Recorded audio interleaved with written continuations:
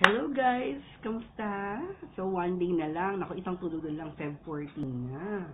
Diba? So, advance happy Valentine's Day sa lahat. Pero ngayon guys, gagawa ako ng reaction video sa isang performance sa Wish 107.5 ni Miss Katrina Velarde.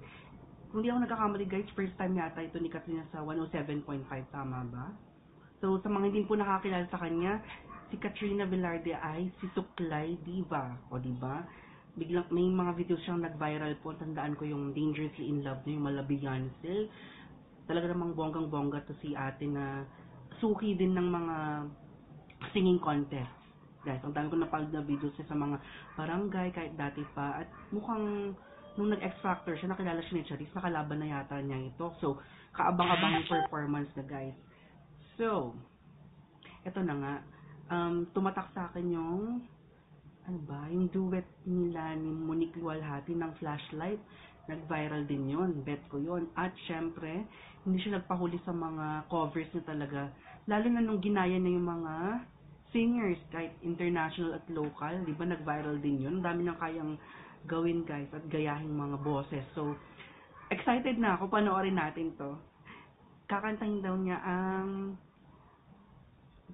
Go the Distance ni Michael Bolton sa Moving Hercules. So, challenging to dahil alam ko na yung may mga version to ng mga local artists natin, like binirito talaga ni Regine, tapos marami pang ibang nag-cover dito, talagang birit kung birit, di ba? So, abangan natin kung anong gagawin ni Katrina. Ito na guys, panoorin natin.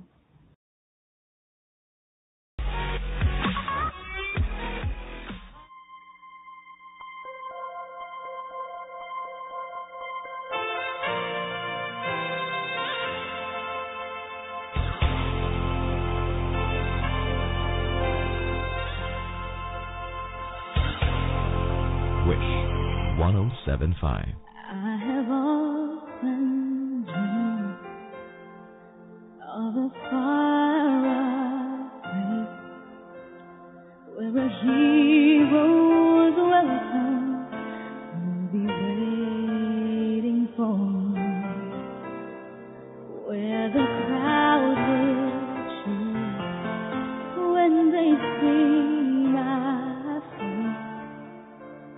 In a voice keeps saying, this is where I'm meant to be.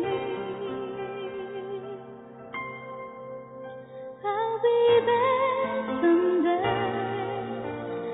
I can go the distance and I'll find my way.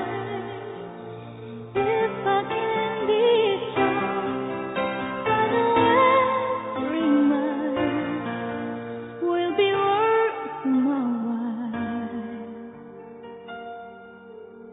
When I go there, I'll be right where I belong.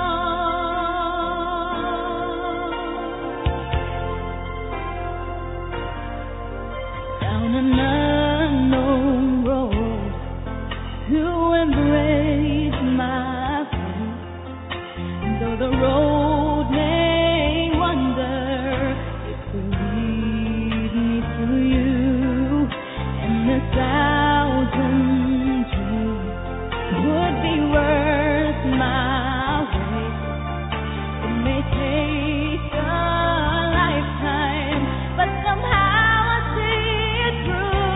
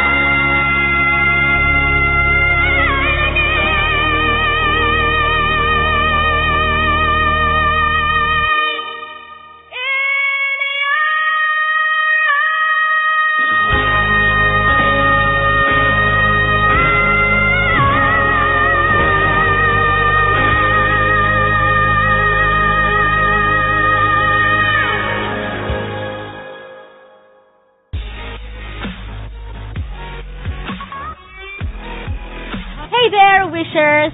This is Katrina Velarde. For more wish-exclusive videos, click here. Just click right here. Click here. Click here. Click here. Click here. Click here. Click here. Click here. Click here. Click here. Just click here. Click here. Click here. Click here. Click here.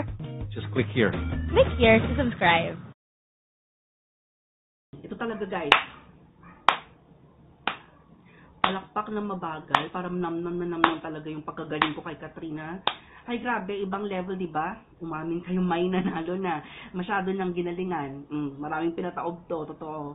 Umamin kayo, marami siyang kinabog na nagdidiba-dibahan. Agree ba kayo dyan? No, kung agree kayo, comment lang kayo guys, tsaka palike nitong video. Pero yun talaga, nakakaloka, di ba? Nag-start siya ng soft, parang talagang malinis eh. Klarong-klaro yung pagbigkas ng mga nung words tsaka yung lyrics, diba? Talagang ramdam na ramdam mo, yung soulful siya, guys. Tapos hanggang medyo, ayan na, nagbi-build up na yung song, lumalakas na rin yung music, lumalakas na rin yung voice niya, tapos yung dynamics, mahina, tapos biglang, kung kailangan malakas na parts, nagagawa din niya, at malinis pa rin, na-maintain pa rin niya. At ito, parang bumirit, nung lumakas na ng lumakas, guys. Tumodo na nga talaga siya at hanggang nag-climax nung song, nakaupo pa to sa lagay na to. Kaya nakakabilib hanggang dun sa dulo. Naku, ilang seconds ba yun na-sustain na yung ganong note? Ang hirap kaya nung birit tapos sustain mo, tapos bilang kumambyo pa sa dulo.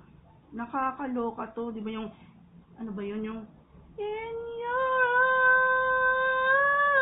eyes. Ganun pa siya. Ay, ewan, basta kumambyo siya dun, guys. Amazing to. Nako, eto talagang comment ko na to. Wala nang wala nang masyadong iisipin pa na, hindi na ako mag-hold back sa comment ko guys, pero aminin natin.